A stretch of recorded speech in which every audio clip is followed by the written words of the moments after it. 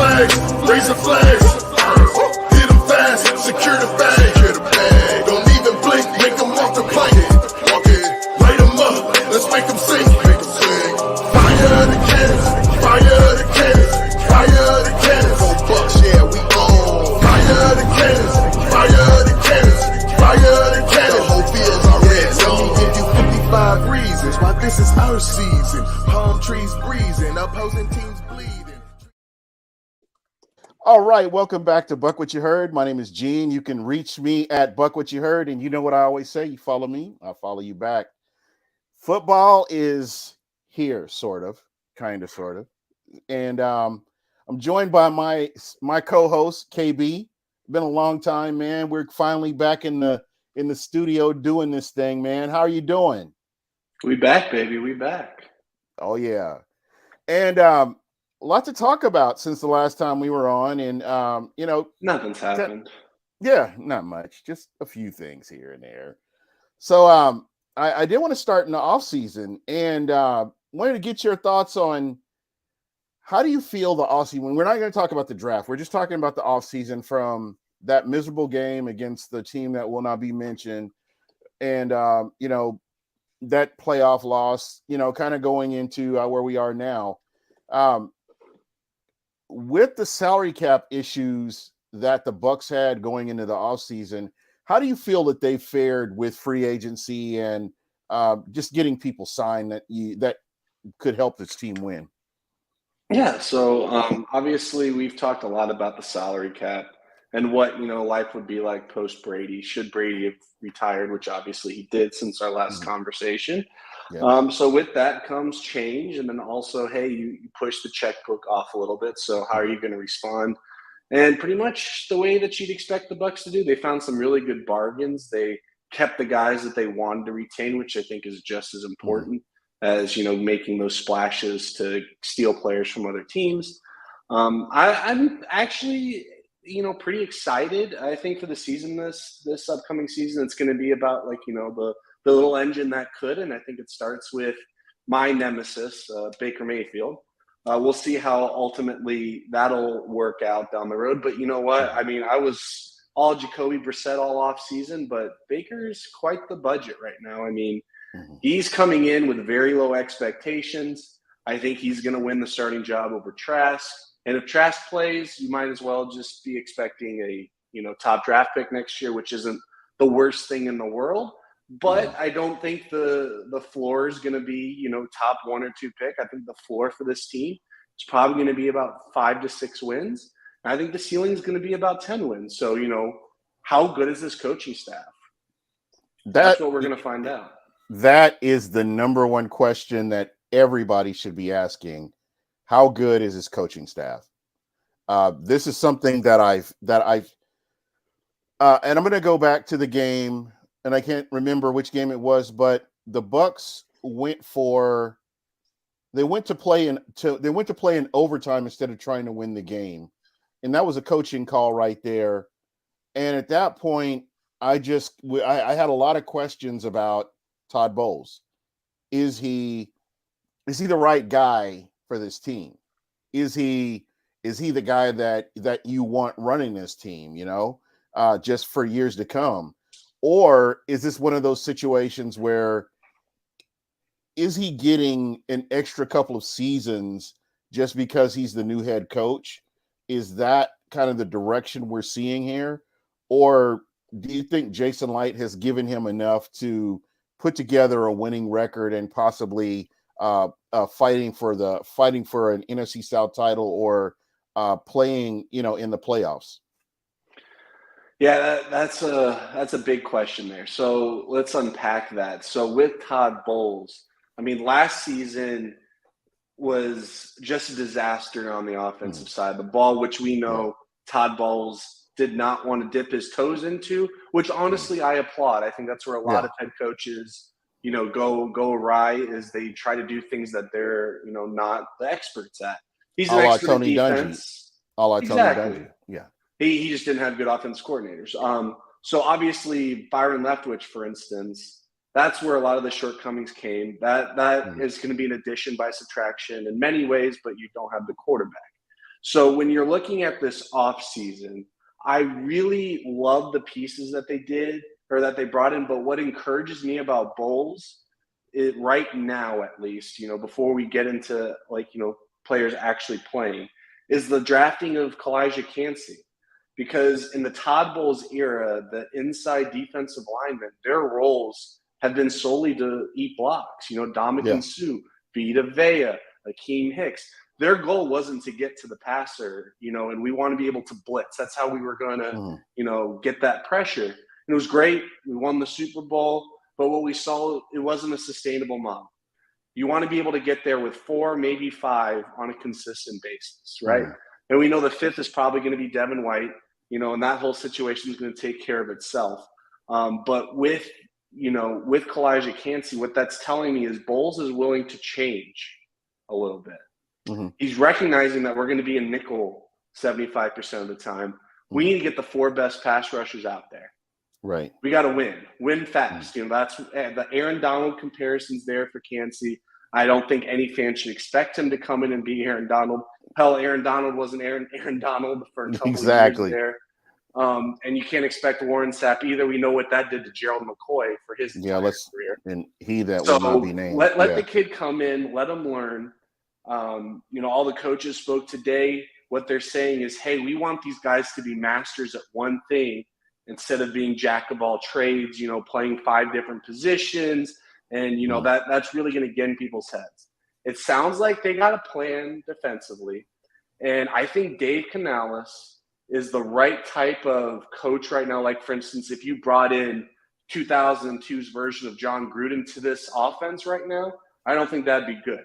I think what you need is the highly motivated, unproven offensive coordinator to make something out of not only himself, but of this offense. So you have Baker Mayfield. We don't know really what he is. We're going to shuffle this offensive line. I imagine Tristan Wirfs is going to be our left tackle. Who knows who's going to be right tackle? Probably Luka Decky. Maybe someone who's not even on the roster at this point. And no one really knows there. So offensively, it's really going to come down to, hey, how quickly are they going to, we can't expect them to come in and go 5-0 in the first 5 games. The Bucs are going to lose this season. The question is, will they be able to show us as fans and, the NFL in general, are they going to be able to show everyone that they have a game plan in place and that 2-3 years from now, we're going to be set? Yeah.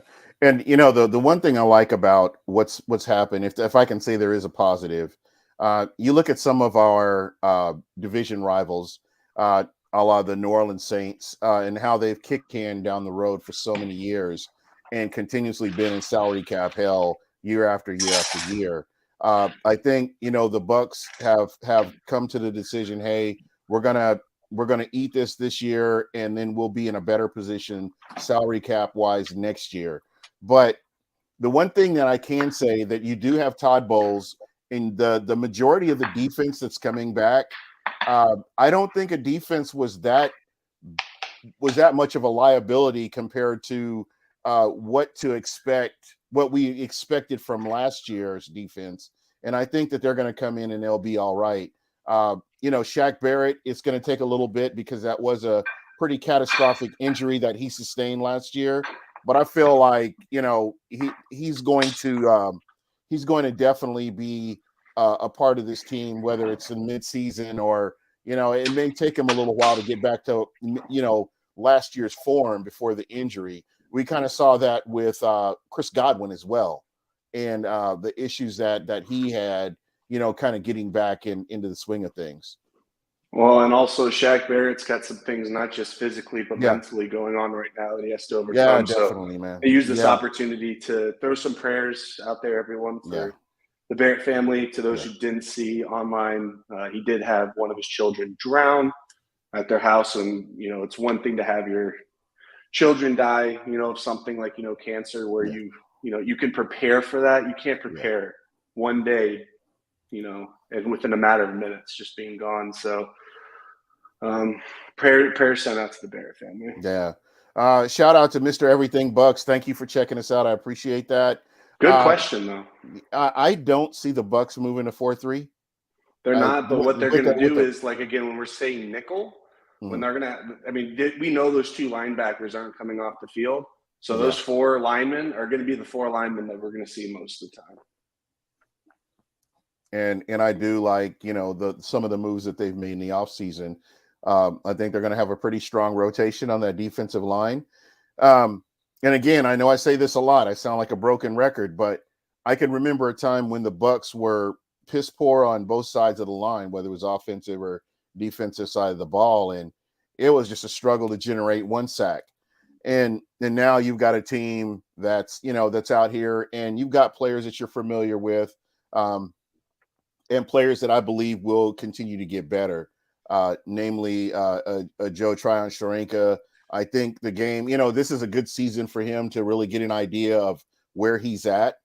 He's had a full season under his belt, you know, and the offseason is a really good time to kind of get yourself adjusted to the speed of the NFL, you know, and he's ready. He should be ready to go with the regular part of the season.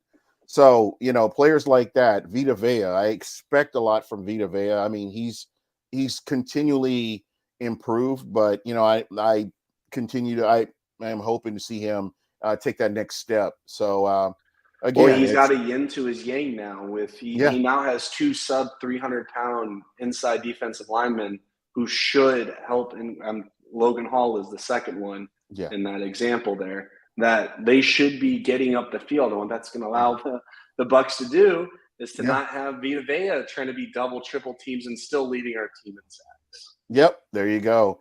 And while we're on the subject of Logan Hall, I've seen in Twitterverse where a lot of people have pretty much written him off as a bust, but They're going to theoretically, be if different. That's what I don't understand about people. this is the thing though. This is the thing you got to keep in mind.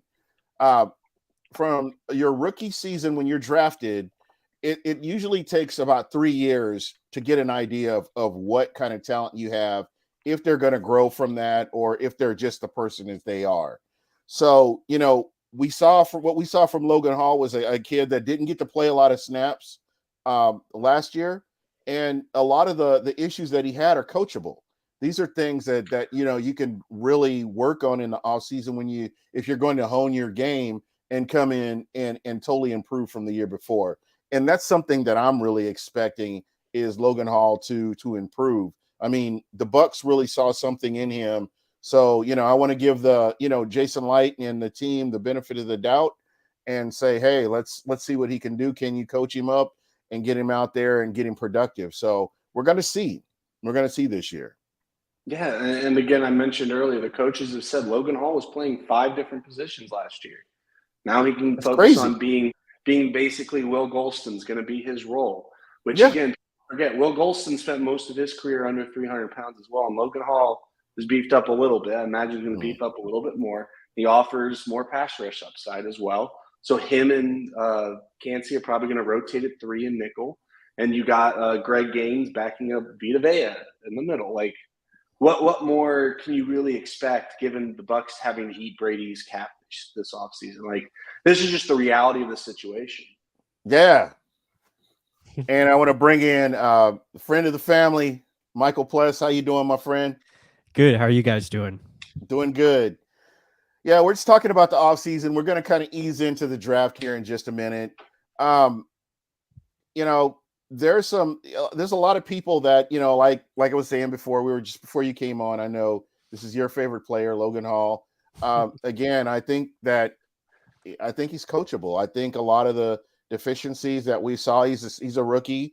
I'm curious to see what he does if he goes out and improves his skill in the offseason and comes in, you know, ready to compete, ready to play. So it's going to be interesting, you know, as we get to camp and once we get to training camp, just get an idea of what he can do. Yeah, for sure. I mean, up to 296 right now, it seems. So, you know, you hope that the extra weight and hopefully that gives him some more functional strength and allows him to, you know, be better than he was last year, because last year he was unplayable. You just couldn't put him out there or trust him. And now he's probably going to play more of that 4-eye position instead of the 3 tech. It'll be interesting to see, you know, what kind of steps he's taken. He definitely needs to get pad level down and get, Mm. more technique, more Again, these are all things that are coachable. Yeah, everything's coachable. Again, he already has the athleticism. He has, the tool set. Now it's just about learning how to utilize that, learning how to, There you do it go. within the scheme, and all mental for him. Putting And it together. yeah, putting it Check up together. from the neck up. Yeah. Yeah, exactly. So yeah, I mean, and again, it gives you versatility now with Kalijah Cansey in there, because you can put Cansey or Logan Hall at the 3 tech, or rotate them around. Kalijah is a guy that could be played out on the outside as well.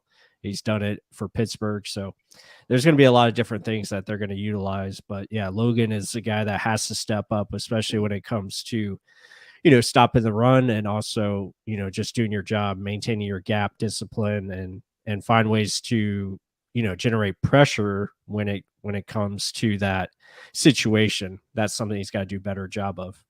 Yeah.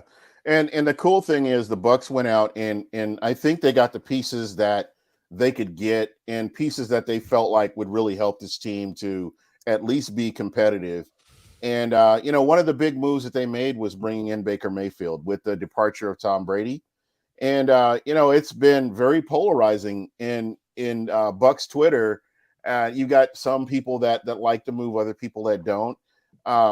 We still haven't seen what Kyle Trask is capable of doing, but just the fact that you got, what is the saying? If you've got 2 quarterbacks, you've got no quarterback. Yeah. If there or something like that. If you if you have 2 quarterbacks, you got none. So yeah, definitely. Yeah. So if they're sitting here competing for, that starting position, it's going to really be interesting to kind of see how that plays out. I just haven't seen enough of Kyle Trask to say one way or the other. I'm still kind of indifferent on where he's at, really. I'd love to see Trask just play with the first team once. That's pretty much all I'm asking for. I just want to see that this preseason. Baker, again, I think is going to win the starting job, but first preseason, second or third preseason game, I want to see Trask with the ones. I just want to see. And it's got to be multiple. It's got to be multiple quarters. It can't just be for multiple series at least. Yeah, exactly. Yeah, exactly. And that's kind of what I'm hoping for as well, because we really have not gotten that from him, even in preseason. So it's going to be interesting. Mm-hmm. Yeah, for sure. I mean, I think Baker has the edge. I think he's got, he's got the experience. He's got the pedigree, obviously the former first overall pick. And he's coming into a system, I think, that fits him perfectly. So everything points to, Baker winning that job. It'll be a very uphill battle for Kyle Trask.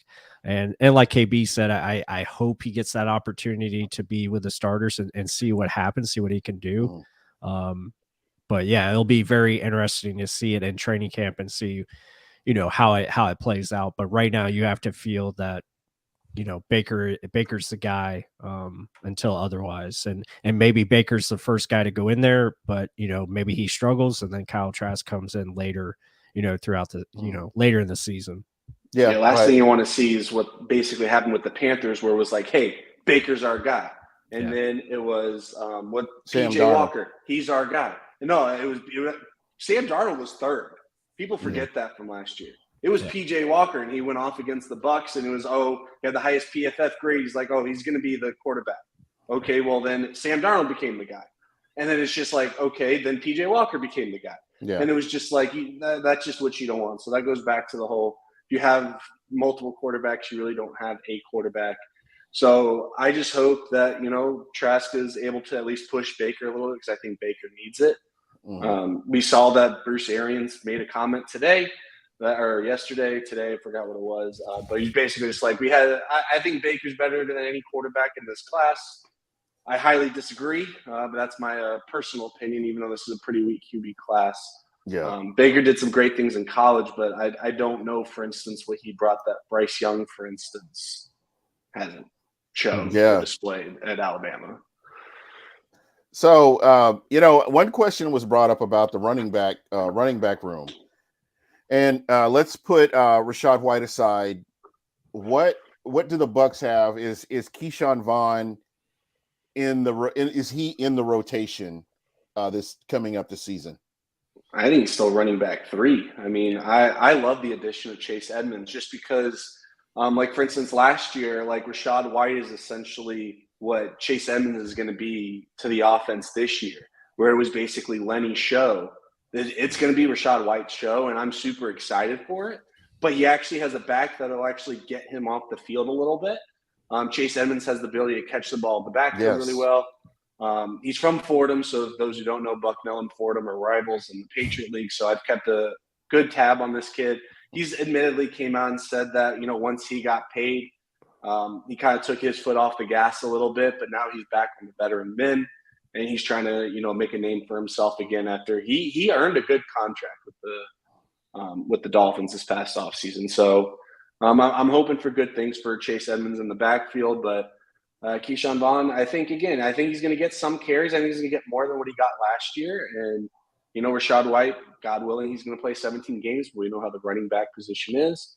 And, I'm really happy we didn't take a running back in the first round because Rachaad White, I think, has the skill set to be a top 10 running back in this league. I think this is a great offense for him to run in. And Lord willing, we need the offensive line to step up, with all the different changes that are going to occur. I think as long as the offensive line does an adequate job, I think he can be a top 10, worst case 15 back in this league. All right. And real quick, I'm just going to go around the horn here. Thumbs up, thumbs down on the off season. What are your thoughts? Plus, I'm going to start with you with all the moves with the salary cap issues. How do you feel like Jason Licht has done replenishing his team and upgrading in certain positions? Yeah, I think you have to give it a thumbs up. I think it's been very positive in the sense of, like you said, they didn't have much to work with to, start the offseason with salary cap issues and money. They don't have a lot of money right now. So, for them to go out there and, re-sign key free agents, add in new pieces. I really love the Greg Gaines edition. I think that's going to be gigantic. Yeah. And Ken talking about Chase Edmonds, but also to add to that running back discussion is the addition of Sean Tucker. I think that kid as an undrafted free agent, to get him, who was highly rated among a lot of draft analysts, probably he was a top 5 running back in this class. So to get him undrafted and add him to the mix, I think that's your competition right there for Keyshawn Vaughn. I was just going to ask that question. Yeah. Does he push Keyshawn Vaughn? Yeah, I think he definitely will.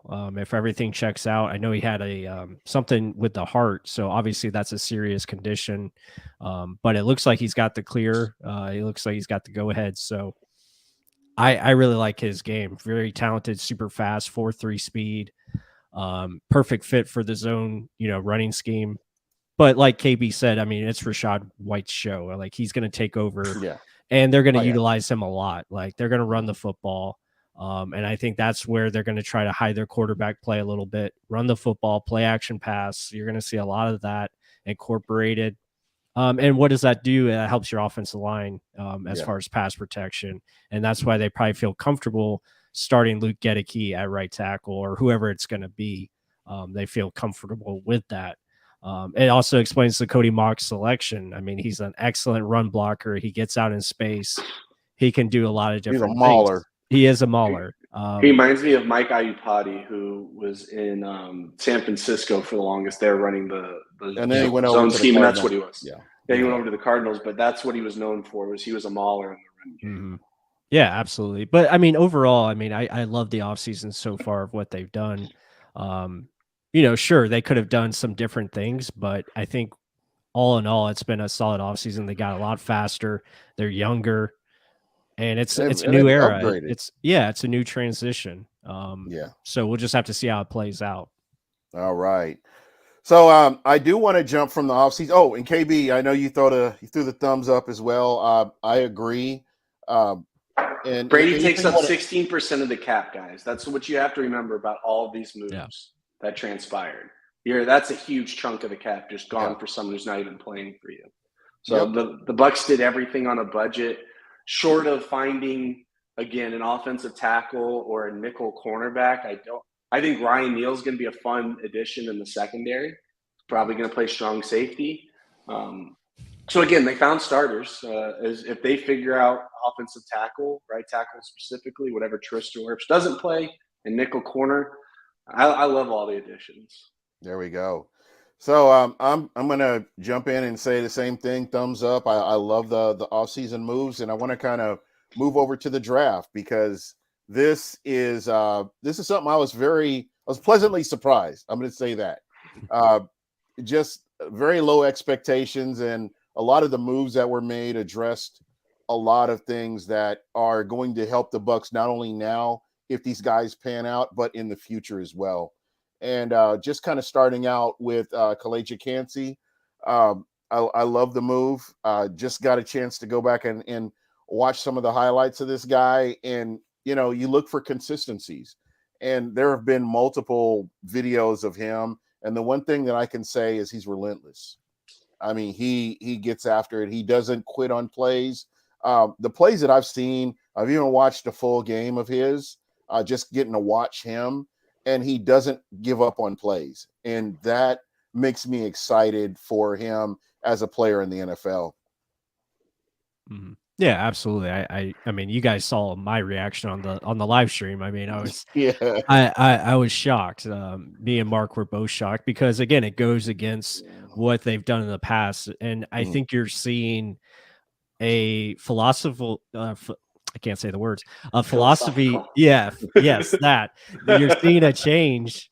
You're seeing a change in what and how they do things as far as maybe giving up a little bit in the run defense, and they're focusing more on attacking the quarterback and getting after it. And, adding more athleticism up front is always a good thing. And when you can add a guy who was elite in athletic scoring, but outlier as well as far as his size, it makes it very interesting. It's a new dynamic. So I feel like they're going to utilize this guy in a lot of different ways.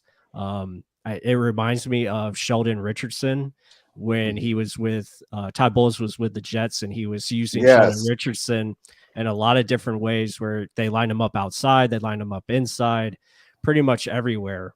And I think that's where you're going to see with Calijah Kancey. So, yeah, really happy with the move, and he's really fun to watch. I think his dynamic with Vita Vea, I think, will be a lot of fun because Vita Vea will be able to hide his outliers. He'll be able to hide the size as far as them being too small or what have you.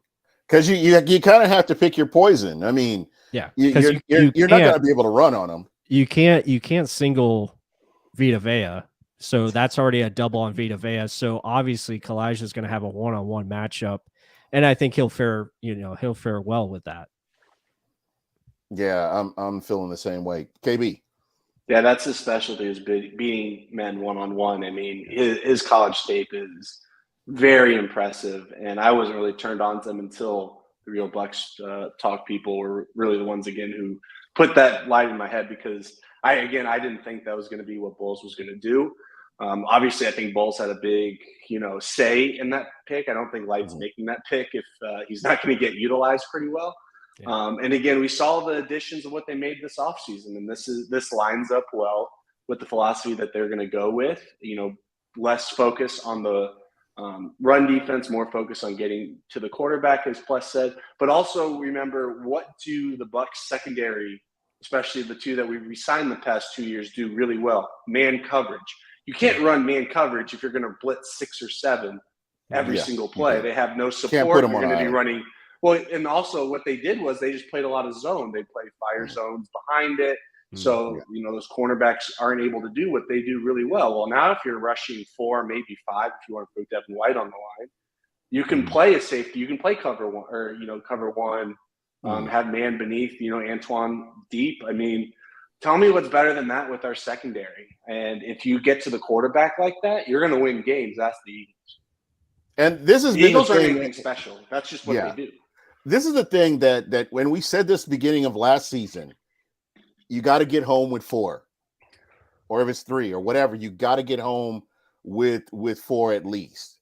And that's even more so just affect something. Yeah, because the Bucs would run or blitz 6 or 7, but no one would get through. Yeah. It just made no sense. So now, Yeah. if you're going to bring less people, hopefully you're not blitzing as much and you're winning. All right. So I did want to hit this this topic, and Emily, I'm glad you brought this up. You know, it's kind of been like I wasn't going to say a whole lot about it. You know, when it comes to people in contracts, I really don't. I try to, like, if that's what they want to do, it's all business at this point. But I really, and I'm going to say this is my show. I can't see Devin White getting a max contract the way he's been playing. His play has not been consistent throughout his tenure as a Tampa Bay Buccaneer. He's played good at times, but then there have been other times where you see lapses in judgment. I've seen lapses in coverage, and I've seen him go rogue on plays where he's not doing his job. So there's a lot of different things that are going on here. But yeah, I totally understand. You know, this is a business. This is a business thing right here. You're going to make $11 million this season just playing. But at the same time, I know he wants that max contract. But I applaud the Bucs because I just don't see his play matching up with the amount of money he's asking for. So I totally get what you're saying, and he's supposed to be the quarterback of the defense. These are things that need to be kept behind closed doors. This shouldn't even be. This should have never been brought up into the public, to be honest.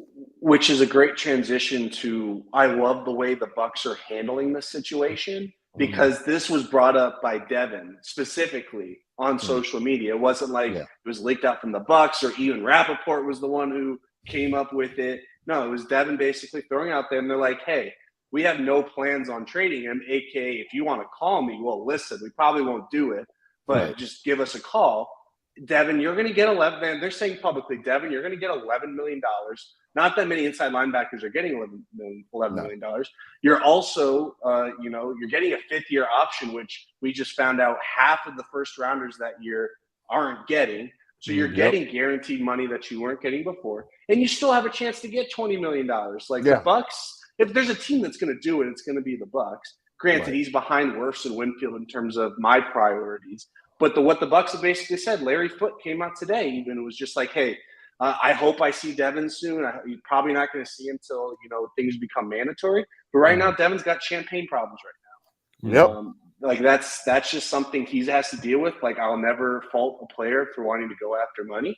But at the same time, like you guys are saying, it's okay to have feelings for this because he is a captain. He's someone who you want to have that emotional investment into, especially this newer regime. And hey, it's Devin's got to do what he's got to do, but the Bucs got to do what they got to do. And it's, hey, Devin, you're under contract.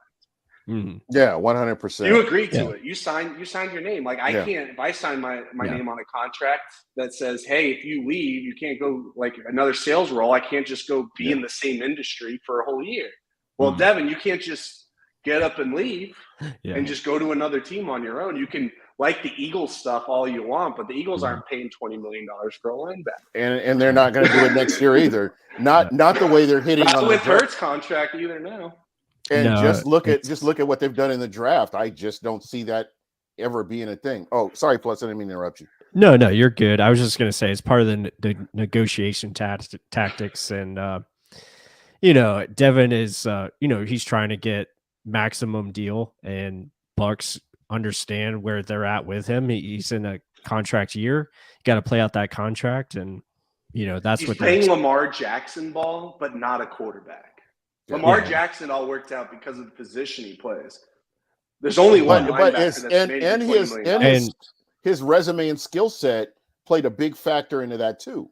And a lot of people forget, like also Devin White. Yeah, Devin White right now is a top 5 linebacker as far as contract. Like he's getting top 5 money at his position, and he's trying to get more where it's not justified. Like if his play was more consistent and he was, better as far as pass coverage and, being more consistent against the run, then yeah, sure, he would be worth, maybe 15 to 18 million in that Roquan Smith type of, contract. But right now it's just not there on tape, and the Buccaneers aren't going to pay a guy where they don't feel it's worth it or the investment's not worth at this time, especially when you're looking at linebacker in this scheme where personally it's it's probably easier to replace. It's easier to find. It's easier to go out and get a guy that can do a lot of the same things that Devin White can do on the field as of right now.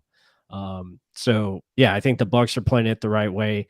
Devin, I think he'll come to terms with what he has to do this year, and he'll play out his contract and, be the linebacker. But with that said, I also wanted to, this just came in, but Donovan Smith signed a 1-year deal with the Kansas City Chiefs up to God, how many Bucs players are they going to take? Yeah, worth up to $9 million for the 1 year. Good for him. So Donovan Smith is off the market now at Kansas City Chiefs. You know what? As soon as they get a team with a good pass rush, we'll see. Yeah, but what is he going to play? They already have a left tackle, so that's interesting. Yeah, that's what I thought. It's all for depth. I'm betting it's for Kansas. It's Orlando Brown, but it just doesn't make any sense. But good for him. But additionally to Emily's question here, I don't think it's a matter of Devin wanting to be here. It's more of the matter of he thinks he's one-upping the Bucs and the way he's handling the situation. Like we see it every offseason. Players like Kyler Murray, just take all Cardinal stuff off their social media. Yeah.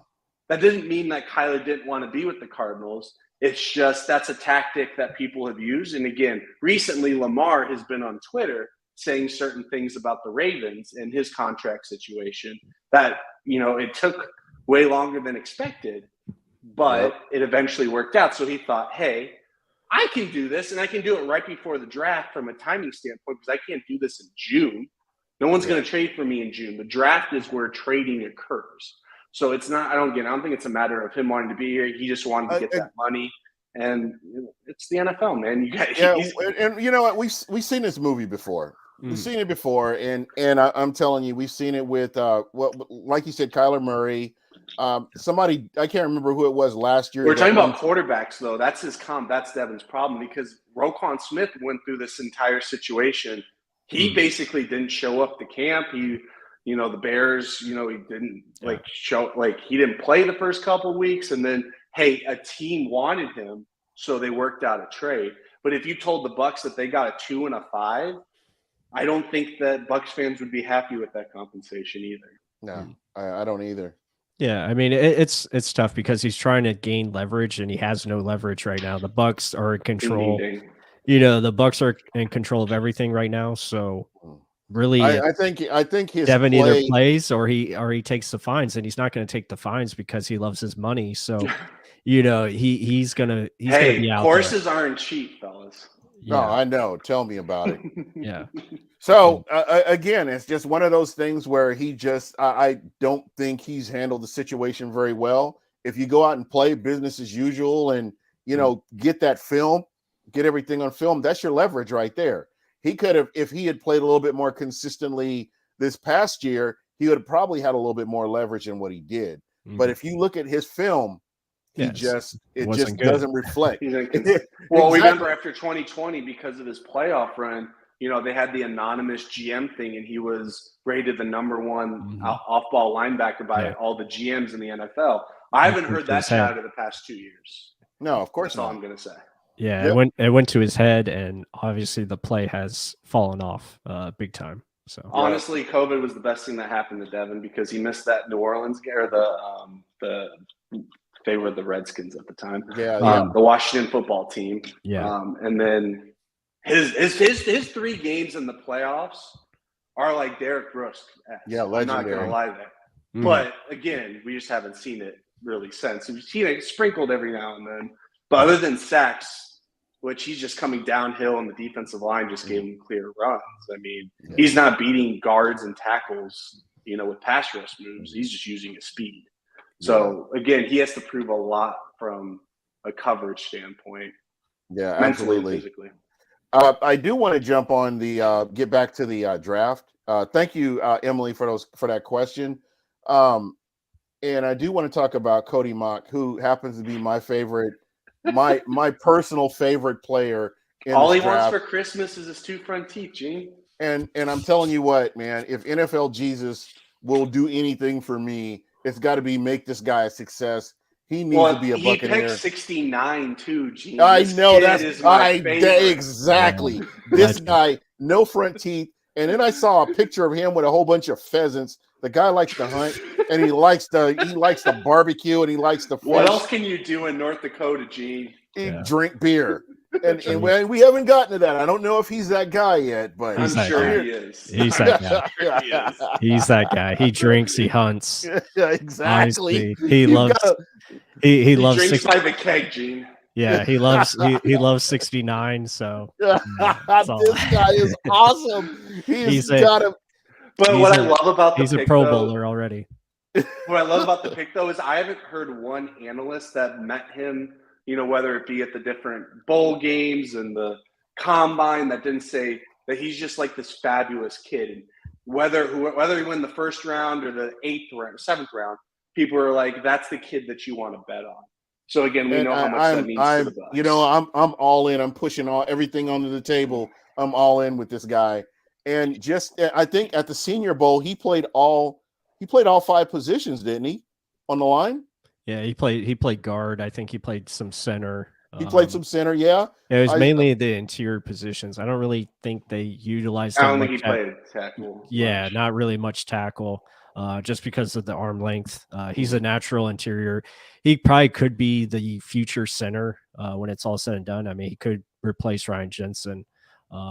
Whether that's Hainsey remains to be seen. But yeah, looking at Cody Mock, I mean, he's a typical Jason Light pick, and I thought it was a really good selection. Fits the scheme, shows it well on tape, knows how to run block. The pass protection, that's something he's going to have to get more comfortable at, because North Dakota State, they were run heavy, and when they did pass, they did a lot of play action. They moved the pocket, didn't really have a lot of true pass blocking sets. So yeah, I mean, but this kid can move though. Watch him. Anything, he's a mover. Anything second level, this kid is destroy. I mean, his tape just in the run game is like high school, top 10 in the country, like type tape.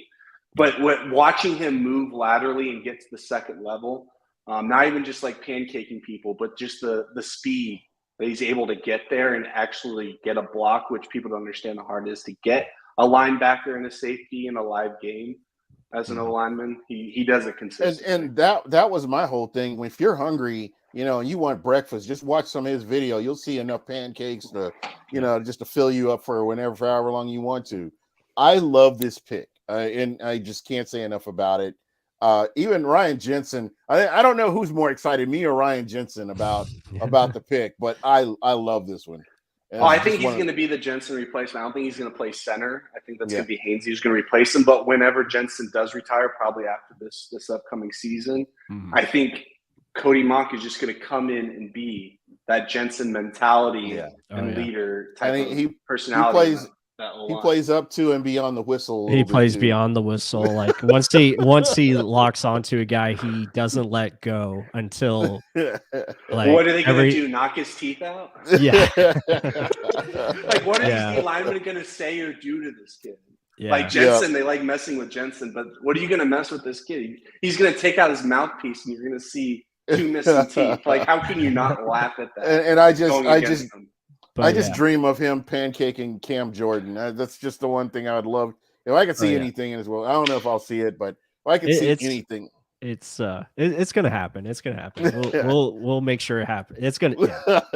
You can find it on Real Buck Stock when it happens. Yeah, it's gonna be. Awesome. I will make a T-shirt of him pancaking Cam Jordan. That'll make me so happy because I hate that jerk.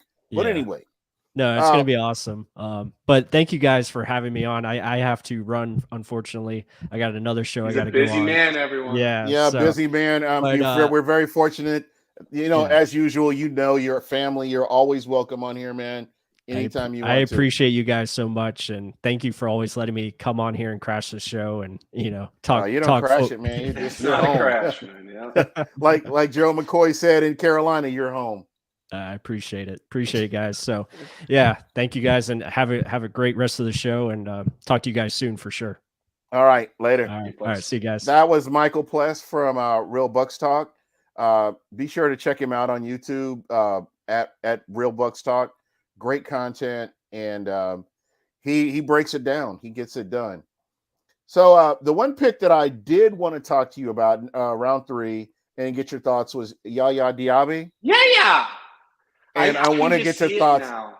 YAY. He's like going to be like one of those Japanese players in the MLB where instead of having the last name, you have the first name on the back of the Yeah, jersey. that's all he I just want to needs. see Yaya number 8 or whatever number he chose. So how do you feel about this pick?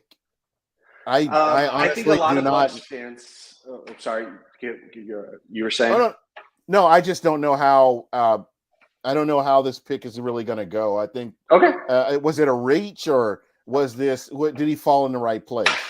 I think Jason Light tipped his hand a little bit by saying that they were hamstrung by not having that 4th round pick. I would assume he's probably a guy they would have traded up in the 4th round to secure, just by the way that he was talking about it. I've seen a lot of optimistic Bucks fans call him JPP because what this guy is, Gene, he is high motor. He is long as can be.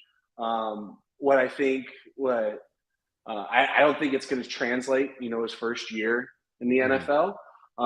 But I think there's some good things there. It could probably be like an Anthony Nelson.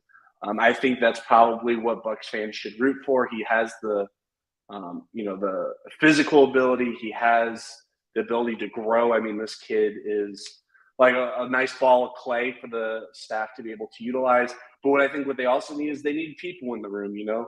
Shaq Barrett, Anthony Nelson, JTS.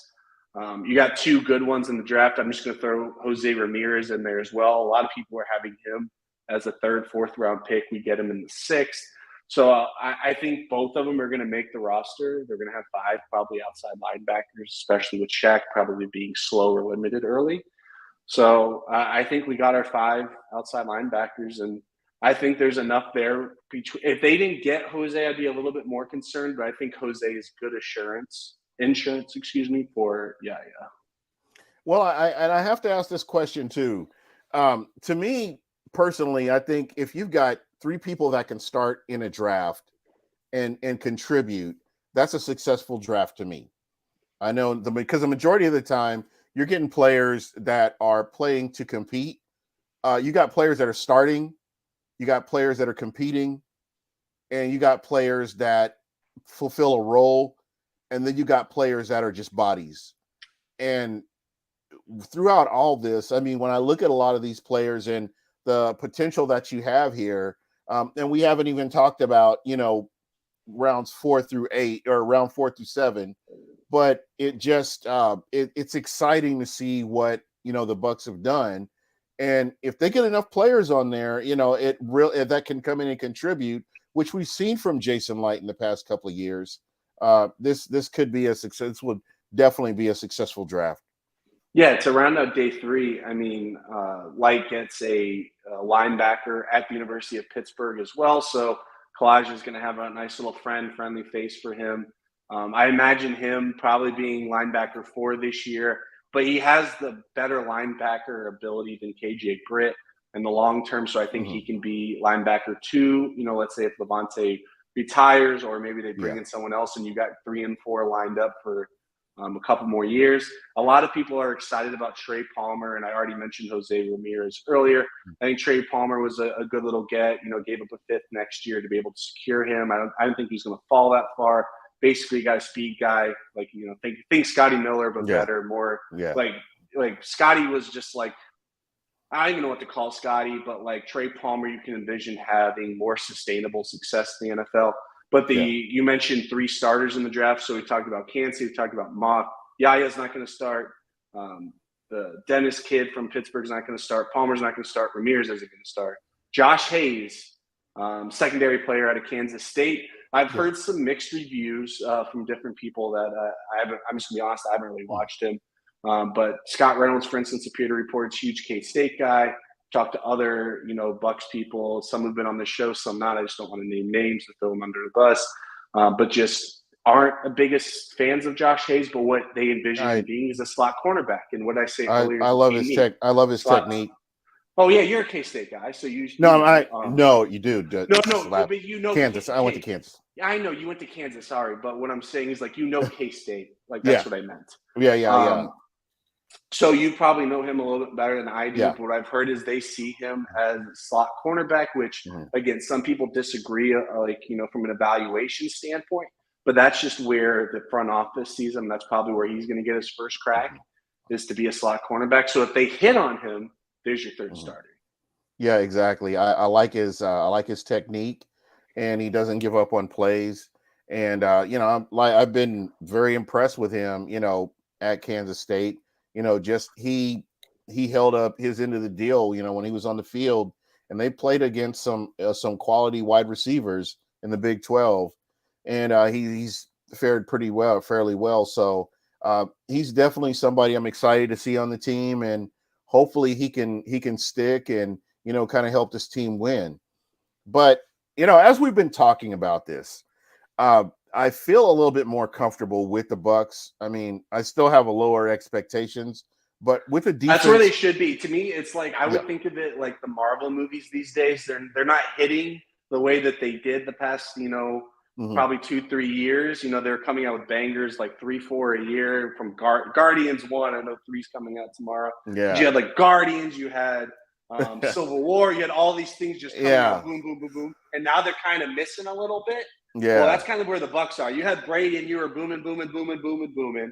Now you just kind of walk in with no expectations. Just pray you walk out of there, and it's like Spider-Man Homecoming or whatever the latest one was. Yeah.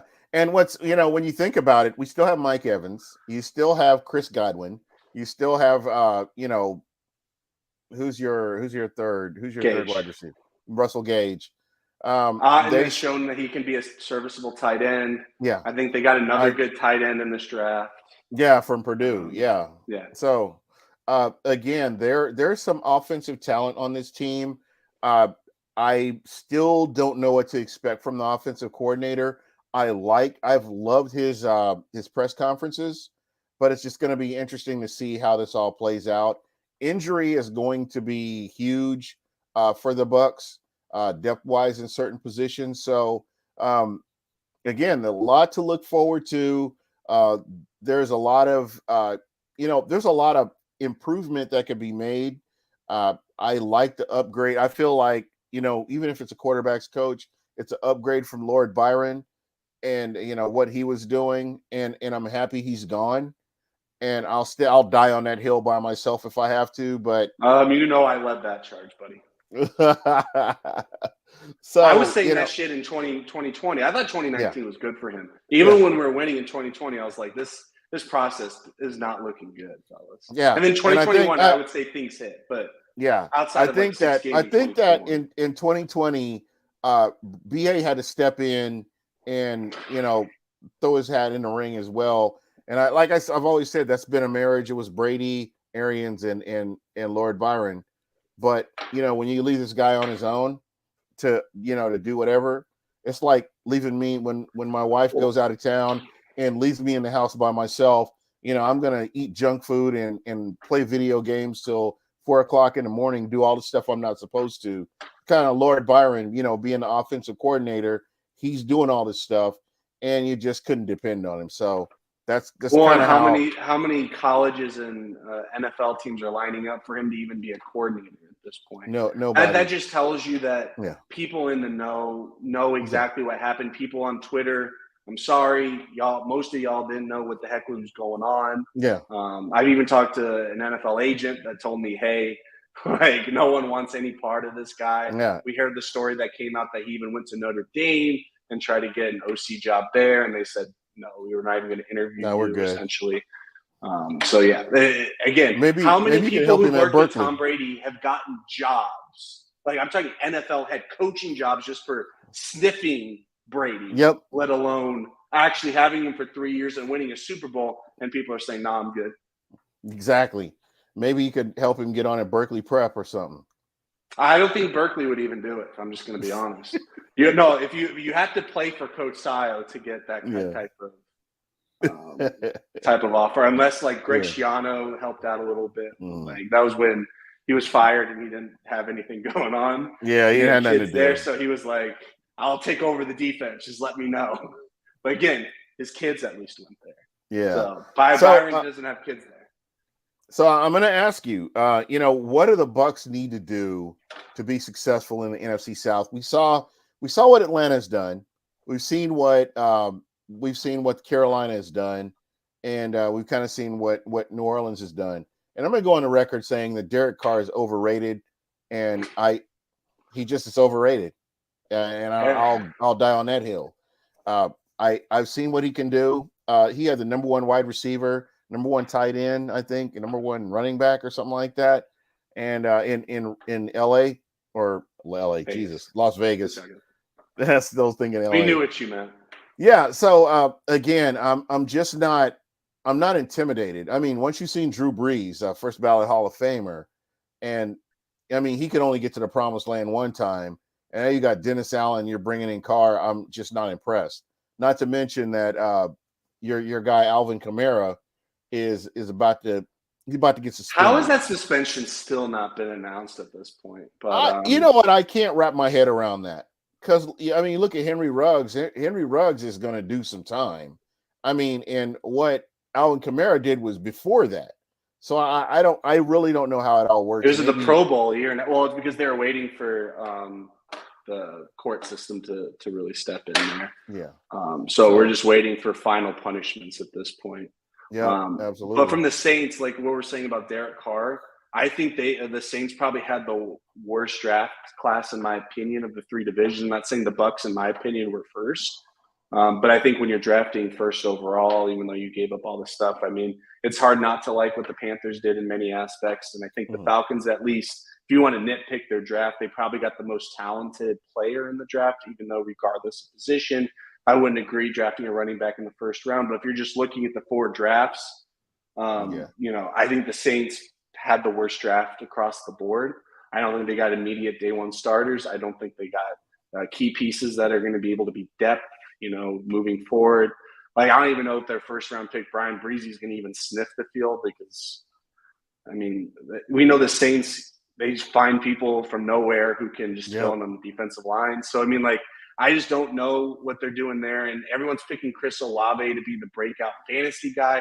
I'm sorry, but short of force-feeding Devontae Adams, who was his roommate in college, obviously they had a very close connection, and Devontae may be the best wide receiver in the NFL. Worst case, top five, absolute worst case. Yeah. So, I mean, that was literally what occurred there. But Hunter Renfrow had a pretty low season. Darren Waller had a pretty low season. The Vegas Raiders did not do well. Yeah. He had the MVP, year, was like 5 years ago at this point. Yeah. Hasn't really shown anything since.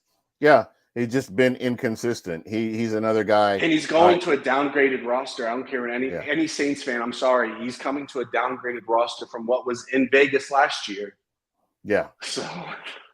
Yeah. And Slants McGee, you can say whatever you want to about him, but he's 2 years removed from a catastrophic Is he injury. even going to play? I allegedly.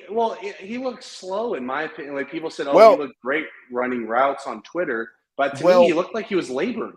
Well, that's because he's like bulked up. He's like super muscular now. You remember Chris Boston? Oh yeah, or David Boston. David Boston. David Boston. He looked like a when he first came in the steroids NFL. are a hell of a drug, Gene. When he came in the NFL at first, I mean, this guy was like fast, but then just lifting weights, and he bulked up, and then he over bulked up, and then it was game over for that guy. He can't even take cough syrup in today's NFL, so Michael Thomas ain't getting away with what David Boston was getting away with. Exactly. So we'll have to see, man. Dude, I am so excited that we're back, and I will get my computer. I'm working on getting my computer set up. I'm getting ready to get a new camera. So getting ready for this season. I'm excited football's back.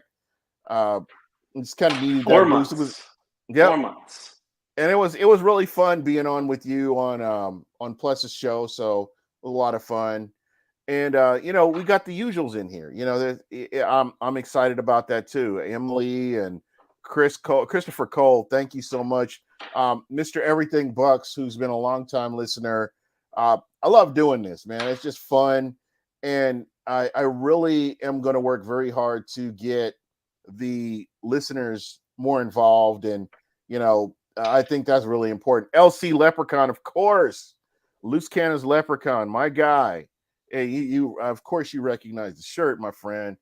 But no, I just want to get everybody involved. I think this is great when you take time to, check out what we're talking about. And anybody that's new, please feel free to, hit the like and subscribe button.